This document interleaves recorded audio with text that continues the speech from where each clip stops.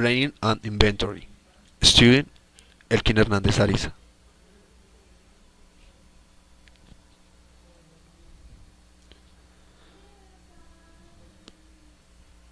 We are going to do inventory in the warehouse tomorrow.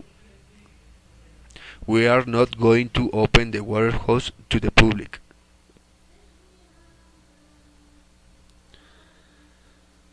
There are many books that are not well stored. Tom and Carl going to organize the warehouse today.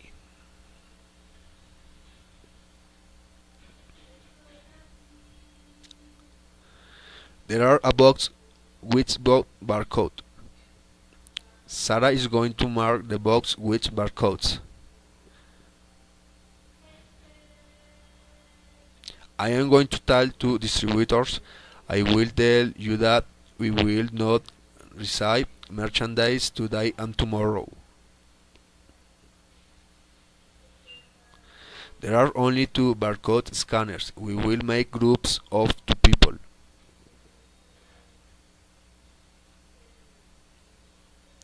There is in computer we will enter the data that gives use in physical inventory.